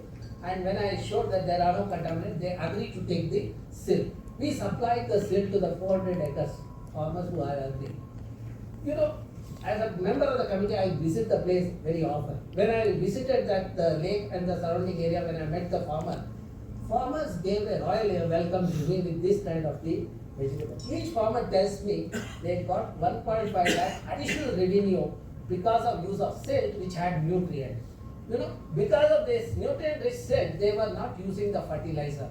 And because the nutrient-rich silt, they got a bumper there. That's where 1.5 lakh per acre. And they grow this vegetable price in here. That is 1.5 into 3, 4.5 lakh per acre into 400. See the worth of the silt in that small quantity itself. You know, that is where science has to get into the society. You know, that is what the satisfaction it gives. You know, whenever I go, my vehicle is loaded with this vegetable. I always tell, what will I do? There is a limit for consuming any vegetable. They said, no, you take it and give it to your colleagues at the institute. Because of IISC, we are all benefited in the thing. Okay? We discussed this kind of thing in a forum, which I have been organizing once in 2 years, known as Lake Symposium. The next event is going to be at Mudupidre during 17th to 20th October. You know, this is an international event. There are about 1,200 people from across the globe will come. And uniqueness of this event is the 20% are the school and college students. You know, school and college students, when they attend this, they listen to the international experts and national experts. Knowledge, their capacity building will happen. And also, when they do the presentation, the concluding day, their confidence level goes up. Students who took part in this today have become professors in various institutions, like IITs, etc. Okay? So now, see, the student do the simple experiment like carbon sequestration. Madam, you are asking about carbon sequestration. My school student can do that and give you a okay. Similarly, they do the catchment mapping, the water quality assessment. Children are trained. You know, children go to the field, collect the sample, they use the microscope to assess the thing. And in the rural area, children do the neighborhood biodiversity mapping. Once the child knows the worth of the village, no child want to migrate to Bangalore or Calcutta any place. Okay. So now, see, this is a lake I created in the campus. So this is a perfect lab for my student to do the biofuel study. Not only students are happy, even I have otter in the campus. You see, at one end I am saying Bangalore is dying. Other end I see that otter also in Bangalore. If otter is there, it must be getting its food. When we did biodiversity mapping, we see that enough algae, zooplankton and fish in the lake. That means just facilitating water in the region, nature knows how to build the ecosystem and provide food to all. And also when I meet people, the people meet me when they are in trouble. You know, this saying is from Mudupidre. 2014 and 15, Mudupidre was a drought region. 2016, when I was traveling in Bangalore, this man came to know that I am in Bangalore. He fixed an appointment. I said I can come in the late evening because I am taking classes in St. Aloysius till 7 o'clock. Then he met me at 7 o'clock. I took a class like this till 9 o'clock. After that, he said, I have 12 acres of land. I told my students, this is a golden opportunity. Let us stay back and do the job. We just did the mapping, catchment mapping, and we said where the lowest point and what is the size of the pond. We gave to him. In the meanwhile, I talked to him. I said, you seem to be powerful, unlike me. Why don't you do the rejuvenation of some lakes in Mudbide? There are 32 lakes are there. 32 is not a big number for a people like us. He said, no, 32 is a big number, I can't do it. I said, at least 2 you do it. Remaining I will take care of it. 2 lakes he did the decently. The remaining 30, as I predicted, local people did it because the saint has done it. See, now, last year, when there was a scanty rainfall in this region, Mudbide Taluk didn't face water crisis, while the surrounding taluks all affected the thing. That means the solution is there. We need to learn to catch the water and keep it. And see, when I see the success is because of the youth. See, whenever I see youth, I always get excited because the age group of 20 to 28 is a beautiful age. They are not cynic. They take things seriously. Only when people cross 30 or 35, they become cynic. They say, what is the proof and all those things. You know, when I saw that the CEO of Always is also quite young and the students are also quite young, I thought that why not take the advantage of his youth. I suggested him to create a water body in his campus, which stores 25 lakh liters. He created, and also he took up the planting of native species. I visit this institution every year, every 6 months. See, the next visit, you can see the greenery with the abundant water in the region. I'll put it on the lighter side for those who are still the eligible candidates. This gentleman, when he met me, is a poor fellow, bachelor. Trying to get married but not happening. Unlike Bangalore youngsters who get married through the Facebook and then next day they think of divorce. So then, after creating water body, you know, within a 6 months, he get a partner, wonderful partner. You do the nature-based solution, you will have happiness at home. So madam, you said you have 2 children, you can have 2 lakes like this, okay? So that you will have happiness. And more importantly, this girl, see, when I visit, she doesn't want me to stay in the guest house. She makes sure that I go to their house and stay. See, I'm just a guest here, but still, that samskara is there, the culture is there, which will happen only when we do the nature-friendly solutions, okay? I'm sure many of you are smiling. You will also convert this, translate this smile into action so that your children or your youngsters at home are happy, okay? Then, you come to my campus. You will see this climber. This climber is from Western Ghats. I was fascinated. You know, I thought I should have it in Bangalore, that too in IISC campus. I brought that pot consisting 14 seeds. Out of 14 seeds, I planted 7 in 7 locations in the campus. Other 7 seeds I have kept in my room. That is because somebody might say, what is the proof? No, in India always that is there. When there is a success, people will ask, what is the proof? When there is a failure, nobody asks for the thing. They say, you are responsible for it. So then, out of 7, only 1 has survived. You know where it survived? Next to the building where I have been working. That means even the plants know who will take care. Other 6 places, same hand, same environment, but they didn't survive. In front of the building, I created a mini forest in 2 hectares area. 49 native sapling, 49 native species, 500 sapling were planted way back in 90s. And today, see, at that time, the groundwater table was 150 feet and the region was dominated with Parthenium. Today, you get the water at 10 feet. What else do you want? This is another success model which I was showing theoretically. Now I have proved it. It is possible by planting native saplings. So that's where, you know, we all look for beauty and we go for exotic species. I don't understand in this apartment complex why those palm species have come. Somebody said, sir, we have a greenery of palms. I said, palm represents Saudi Arabia to me. So that is the thing. That means the desert island, the ecosystem. And our people don't even know what kind of trees we should have. Okay? And that is only my generation. Huh? Next generation are quite intelligent. They know that. Okay? So now you see that forest gives the rainforest feeling, and I have varieties of biodiversity. Sletoloris is there. 110 species of birds are there in that. Okay, varieties of snakes are there. Okay, and this is what we communicate to the children through our environment education program. My program is known as Know Your Ecosystem. Now we have been doing it as a part of Lake Symposium. When experts come from other countries, we take them to various schools and school children interact with the experts also. In addition to that, last 1 month I have been traveling to various schools to bring the children to this Lake Symposium. Okay? And also I offer a course on environmental management. This is for people working in the industries and the various institutions. I have offered the course for the last 21 years. 21 sessions I have conducted. Now the 22nd session is announced. It's available online. I think one of the earlier Infosys, one of the staff had taken that my course. Okay. So if you need more details, you can write to me. I do not use mobile because I am always mobile. I keep traveling. So, and where I travel, there is no connectivity. There is no point in carrying that dead instrument, which is always a troublesome. Okay. So then these are the portal where I have put all the publications are available online, and see, it looks like this. All my publications are available online, and in YouTube also you get my lecture. My TED Talks are also available there. Okay. See, my agenda is to sow the seeds of knowledge in this area. They will become asset to the nation, and we are successful in doing it. And when they do good work, there is a smile on everybody's face. Thank you very much. Question, they can ask the question. What is sorry to do? See, always, Parvato Ramya, what is for always looks interesting. That's why virtually people have asked the question. Yes, sir. Urban forest Miyawaki method is gaining popularity, sir. Sorry, he has something. Okay, can you repeat?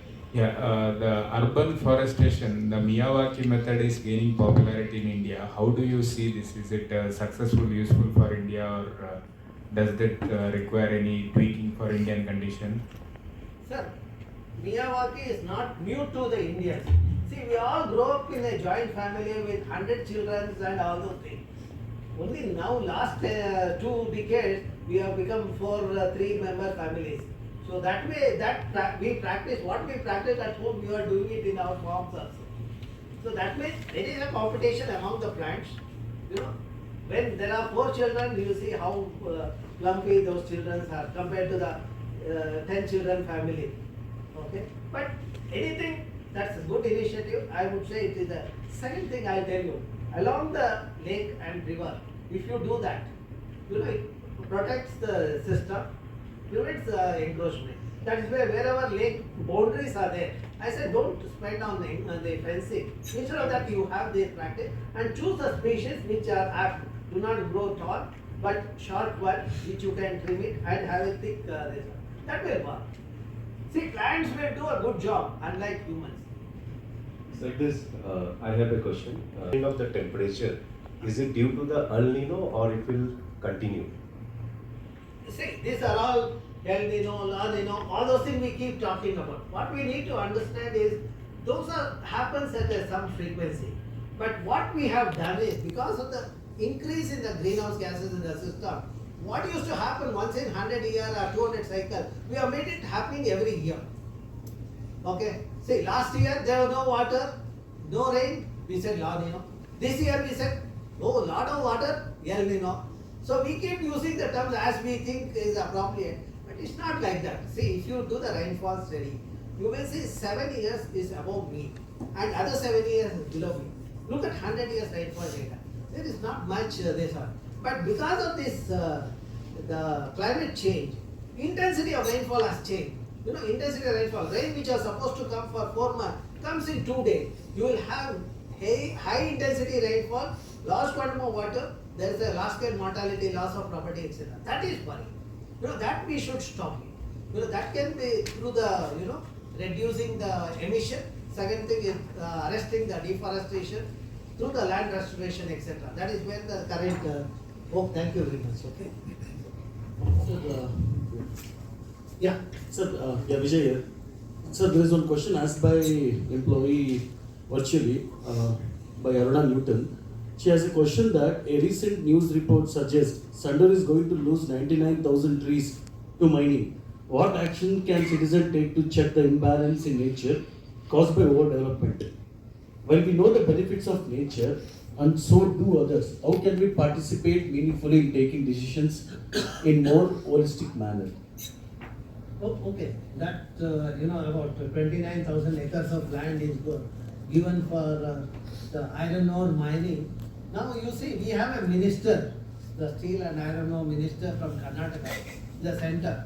I think we should be able to convince him, and we can minimize the we should allow some amount of ore extraction, but certainly we should not allow the ore extraction for exporting. That is a disaster. See, when I was in China a couple of years back, I was standing on one of the bridge. My colleague from China told me, sir, this is India bridge. I asked, what is this India bridge? You fellows don't like us. He said, no, this is iron ore from your country, we got it here. I said, you have so much natural resources, why did you get from my country? They said, your fellows are giving it at throwaway price. We are getting it at that price. We have kept our reserve for our children so that they can be happy. Now we will take advantage because of your arrogance and your greediness. That's what he told me. So that means, that's a good question. We need to insist for environmental impact assessment. That has to happen. And since there are many projects are coming up, not just environmental impact assessment, we need to insist for carrying capacity study. And also more important, we need to insist for the ecological restoration. If they do the mining, it has to be in a phased manner. They should restore the habitat and then only they can move forward. They should not go on removing everything and in the name of development. We should do that, and probably she can take up the lead to have the thing. If there are any help required, I can also extend my hand.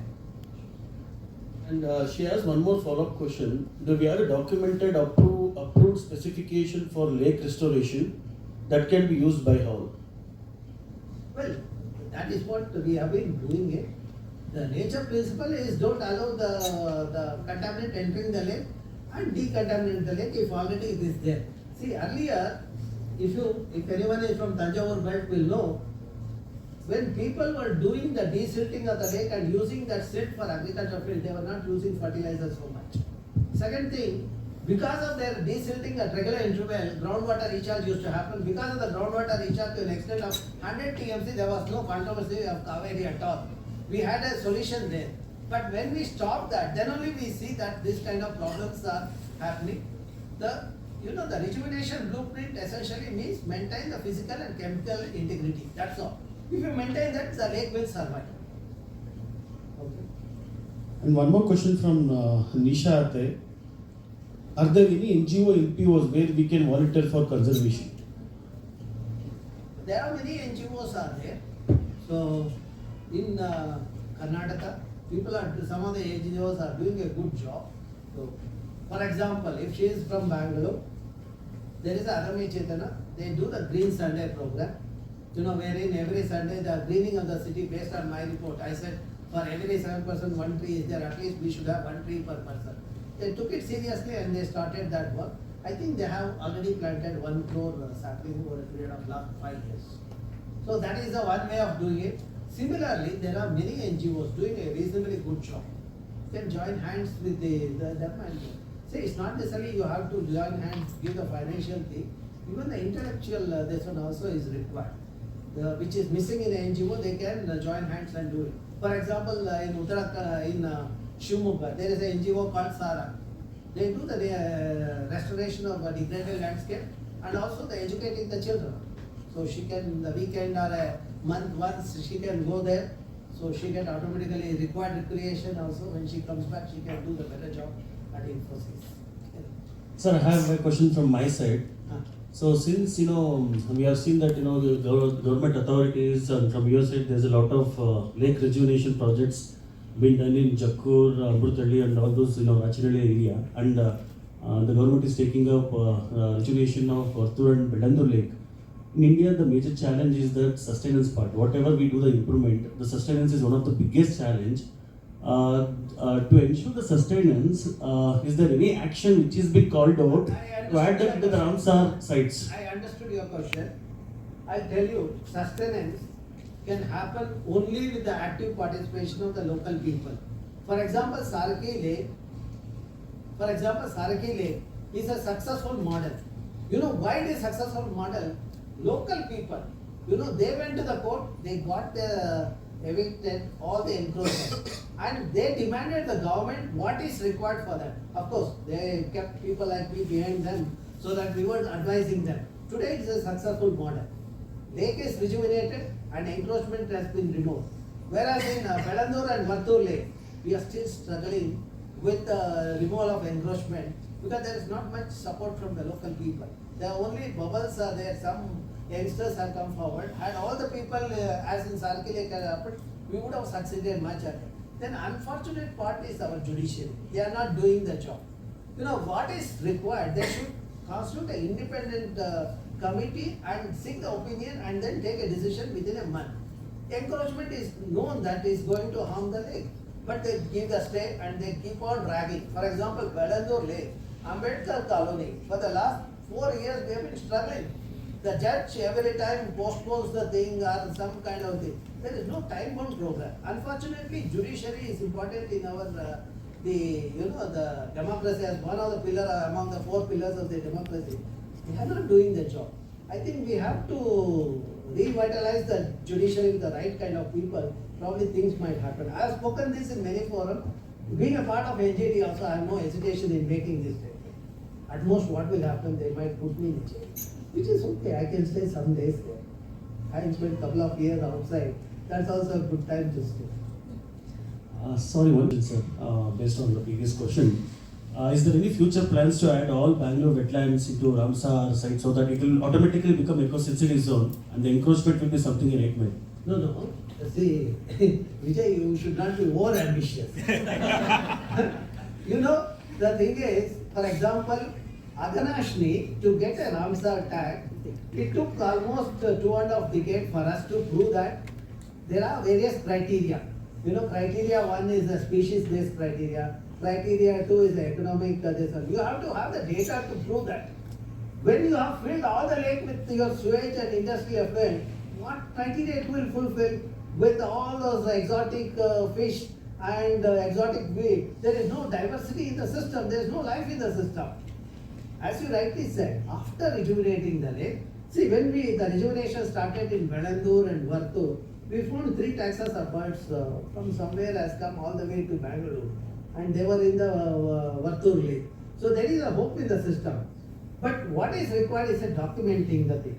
Had all these IT techies, in the weekend if they go around and do the mapping of all those rejuvenated lakes and prepare a document, certainly your wish will materialize, as it happened in the case of the Agarashni lake, which required 2.5 decades of my team's work.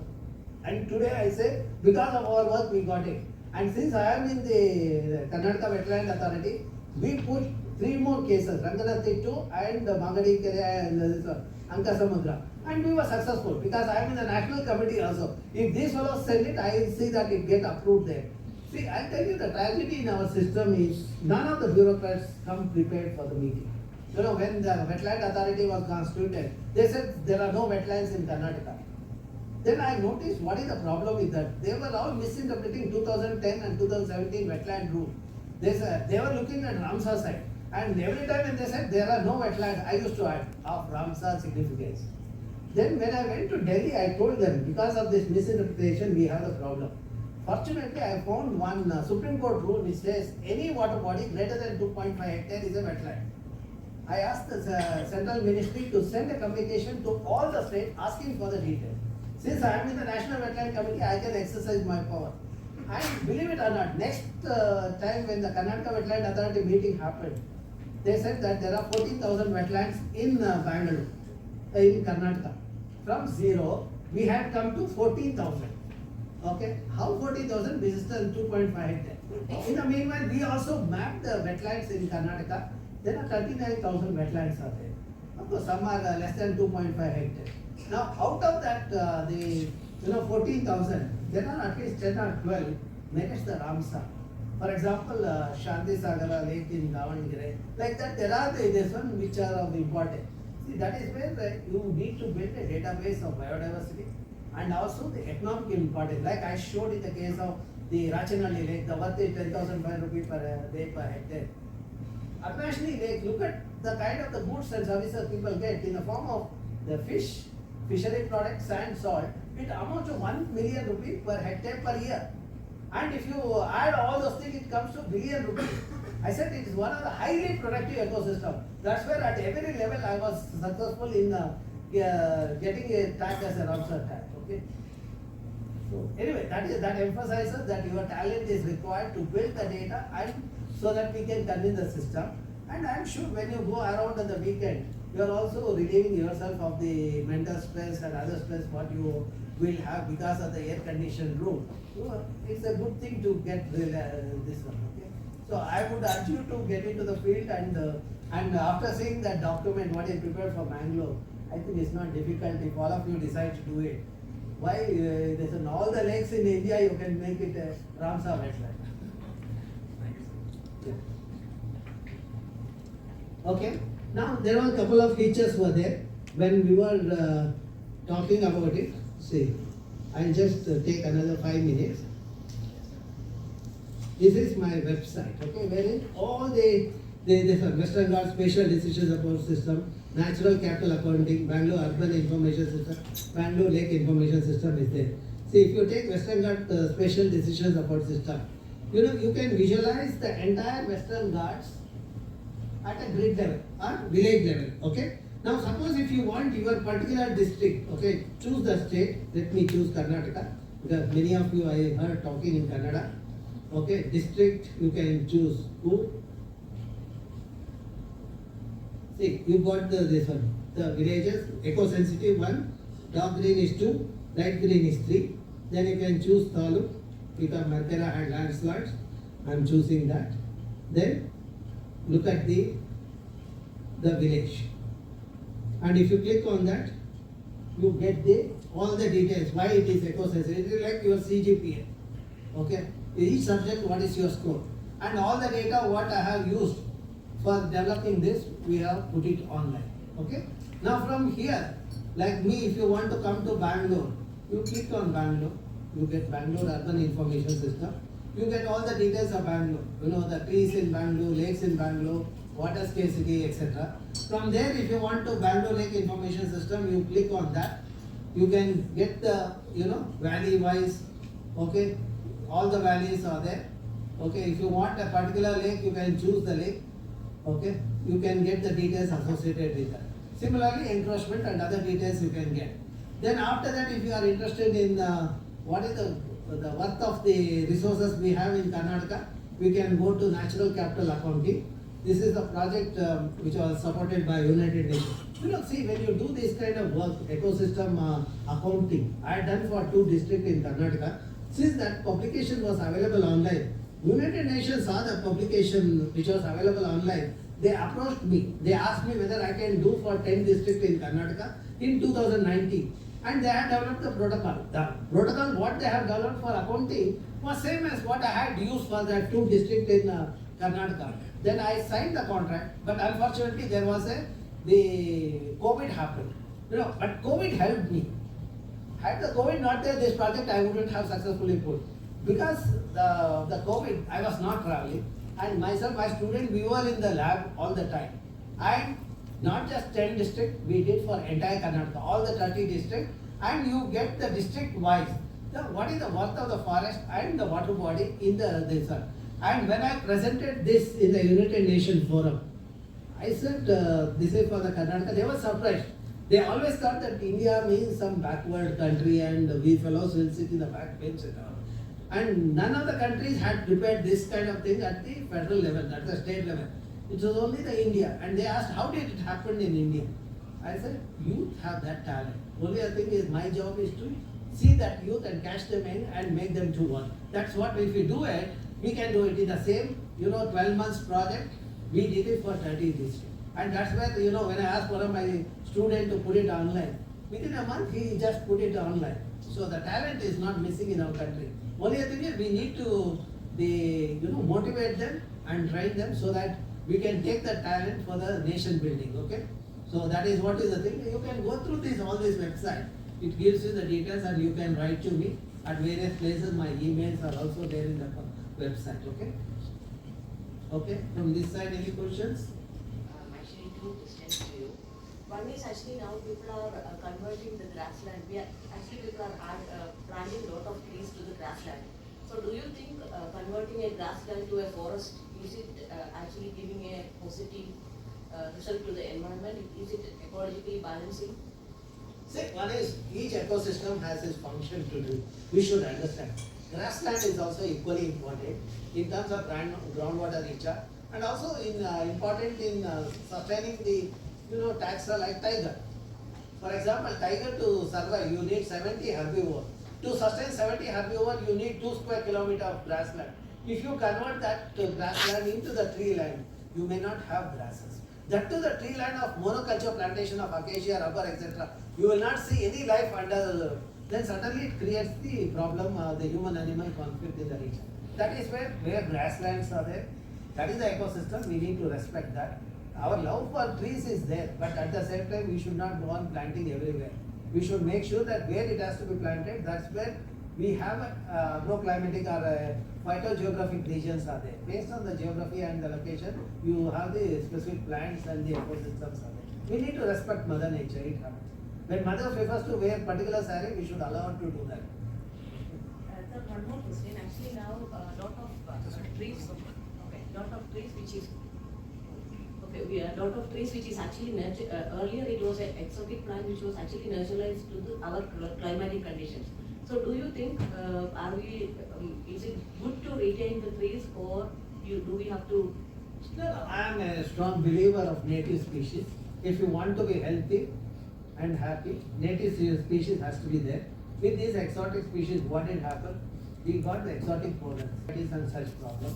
And skin rash is where, some of these exotic species, we need to make them to leave our country without mercy. One more question to you. Okay. That's regarding Miyawaki forest. So actually by doing Miyawaki, we are actually restricting the tree's growth, right? So each tree has a recommended spacing. So if we are not giving that recommended spacing, we are actually how 10 people are putting into one room, how they have a condition, the same it will happen to the trees, right? So that is where you should understand the ecosystem and ecology. Survival of fittest, what does it say? You might put 100 trees together, but the best one will survive. But if I discourage people planting 100 trees, no, I am, bringing a negative this one. So I allow them to do it. I know that nature will not allow that. You said put 100 people in a room. What will happen? They will fight. Finally, you will see only 4 or 5 fellows will be sitting in the front row. All 90 fellows will be half dead in the back rows. That way, I feel that government is looking into the two aspects of this. Okay, so one way that it says that we have to save the mother nature. In a second way that it takes some certain policies where it actually destroys the nature. So for example, if you could see into this slide what we're just showing now, in 1991 they taken the LPG policy, right? So it is into with the Indian government. So that is where it started, because if you see the 1973 it's fully green, and 1991 to 2023 I see it's majorly increasing into the red color, right? So do you think that the government has to look into a perspective that way it can increase the benefit which we are talking about all? So that could be the one reason. So what is your comment on this? See, one is when you say government, I would ask, who is the government? Do you know that you and I constitute a government? We have the voice. If we raise our voice, we can change the system. Because we are not doing it, we think that the things, whatever is happening is fine. But you know that one end, there is a reforestation is happening. In fact, when I talk to that some of the ministers in the thing, they talk better than me. They come and tell me, sir, we are planting native species and all those things. But when I do the auditing of that, it is not so in the thing. That means there is some knowledge today in the minister level, which we need to translate that into action. That if people start asserting, one asserting is that we should have all voted on the day when we are supposed to vote. When the Bangalore city votes 53%, what was the 47% Bangalorean were doing? Where were they? See, the problem is because of that 47%. Had they voted, then probably we would have had a better candidates. I'm not saying that person who is elected now is not good. What I said is that larger majority is always a thing. See, even when large section of the society speaks, see, when I sit in the government committee, the minister is threatened when there is a large section of society has raised the voice. Some other thing when I was Uttar Kannada and all, if I tell no, the local people will agitate, you cannot do it, they will do other thing. If sometimes they come and ask me to convince the local people, they say you are so popular, can you convince them? I say, why should I waste my time on this thing? I want the nature to be this one. If you want to come and do the reforestation, then asking me to have an industry there and convince the local people. I will not allow that to happen as long as I am here. See, that is what more and more people have to do. If I can do it, why not others in the country? It's not that. See, if you think that you are powerless, I am also powerless. But it is possible. See, collectively we can make the changes. That is what is required in the system. And we need to write and communicate and make that. See, sometimes some blocks have also made changes in the system. At least some committees have taken the block seriously. That means you don't have to raise your voice standing in the street. You can also write it. Write article in the press and raise your concern. Things will work in this country. Because all the decision maker, they will get the input, and before they take a call, they will ask. In fact, I have heard so many times Chief Minister, whenever he takes a controversial thing, he asks them whether IISC has a green signal. That means we have made our presence felt to them. If everyone does it, then it's not IISC. He would have said, okay, what about Bangaloreans? Have they raised concern or not? See, that is what the equal participation. That's what I emphasized in the case of Sarkile. The success is because of the local people. All of them got together, and irrespective of the age and gender. 85-year-old professor takes the lead, and 16-year-old girl, school girl, comes and joins hands with him. Don't you see the success there? That is what is required in our system. And if all of us join, and we can change the system, it is possible. Demography values. So do you think it's still possible, sir? Because a city like a Bangalore, and we have a more populated, also I think it is getting into demography. So, what's your comment on this? Do you still think that is it still possible? Because we see everywhere the people are on. So no, see, that's where I intelligently put two slides for you to think and analyze. Easter Island and last leg of Vijayanagara Kingdom. And what is my prescription to the government of Karnataka? I keep asking government of Karnataka, why do you want to have all the industries in Bangalore? Can't we have it in other states, other districts, other taluks?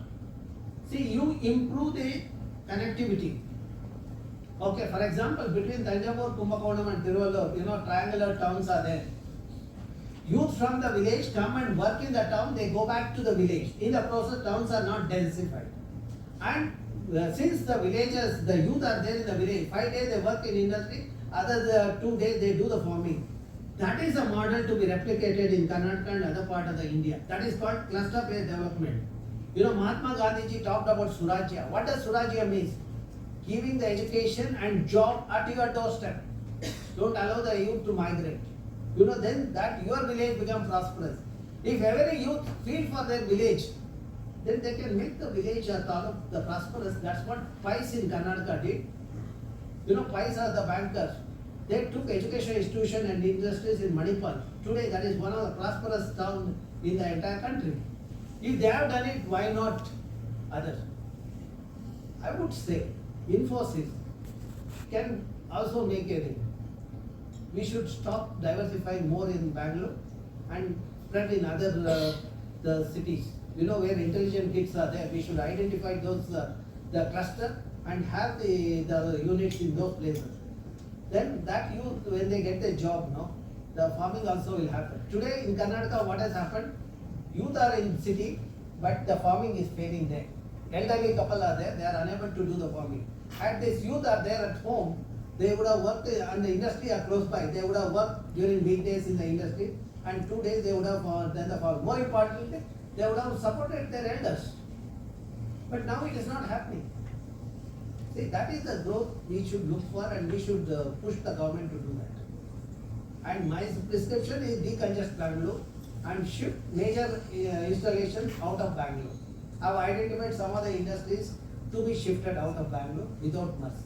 When they shift, naturally the population will come down, and we should not allow any further growth in Bangalore till we do the carrying capacity study. In one of the slides I talked about carrying capacity. Till we do that, we should not allow any further growth. So, but that to happen, we need more people to assert on this side. Because we should decongest. No, the other day I saw somebody telling, no, Bangalore can take some more. I said, tomorrow even a graveyard will not have a space at this rate, I said. Like in other countries, you have to book the slot in the graveyard to get your body, because even children will not be willing to deposit the body. You have to book the who to take, and like your Swiggy and all, you have a system there. They will take the body and put it in that box and close it. That's it. And I don't want my country to become like that. Let us have a holistic growth and having equal development opportunity for all. That is where we should push some of the major inflation to the rural areas also. But not in Western Ghats. Then the moment I say, people say Western Ghats because there is water. There are Raichur is there, Gulbarga is there, we should do that. See, I didn't understand why the garment industry has to be in Bangalore.